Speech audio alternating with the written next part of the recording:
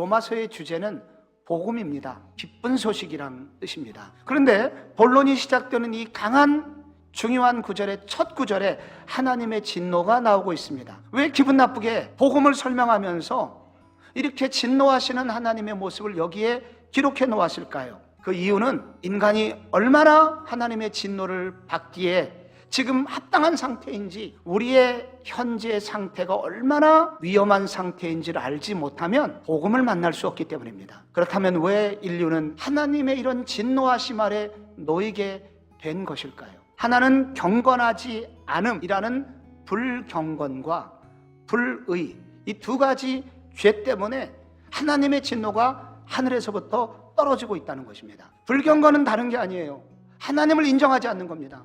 하나님의 존재를 인정하지 않고 하나님이 없다고 여기고 하나님을 무시하고 하나님을 예배하지 않는 것입니다. 또 하나의 죄가 불의입니다. 인간 세계에서, 인간 세계와 인간 관계에서 나타나는 모든 악한 죄들을 말합니다. 하나님을 향한 죄, 인간들 이 세상에서 짓는 모든 죄, 이런 죄로 인하여 하나님은 지금 진노하고 계시다라고 말씀하고 있는 것입니다. 한 걸음 더 나가서 인간은 하나님을 예배하지 않는 것으로 그치는 것이 아니라 하나님이 있어야 될 자리를 우상으로 대체하고 있었습니다. 하나님의 성품을 닮은 유일한 존재, 이게 인간이고 그래서 인간은 존귀한 존재입니다. 하나님의 대리자입니다. 그런데 이렇게 존귀한 하나님의 사람들이 우상을 숭배하면 어떻게 되냐? 기어다니는 짐승 모양의 우상으로 바뀐다는 겁니다. 사람이 짐승화된다는 겁니다. 나를 닮아야 되는 이 존귀한 인간들이 이렇게 파괴적이 되고 짐승처럼 바뀌고 있다면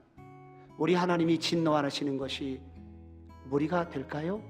또 하나 한 걸음 더 나가서 하나님이 진노하시는 이유는 이것을 넘어 인간 스스로 하나님이 되고자 함 때문입니다. 자기 마음속에서 하나님을 제거해 버리면 결국은 우상을 섬기면서 처음에는 모든 것을 받아 누리게 되고 모든 것을 얻고 난 이후에는 더 섬길 것이 없어서 자기를 하나님으로 여기게 된다는 것입니다. 사랑하는 성도 여러분, 하나님은 죄를 꾸짖는 분이십니다.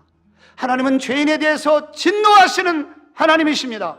하나님은 사랑이시기 때문에 우리가 잘못된 길을 갈 때 때리시는 분입니다. 그러므로 우리는 두려워해야 됩니다. 하나님의 진노 앞에서 떨어야 합니다.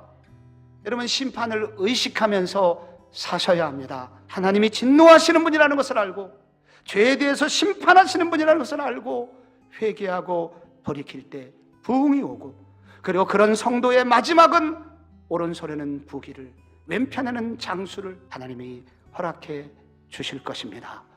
진노하시는 하나님 앞에 두려운 마음으로 하나님의 진노를 의식하며 사는 복된 성도의 길을 걸으시는 우리 성복중앙교회 교우들 되시기를 축원합니다.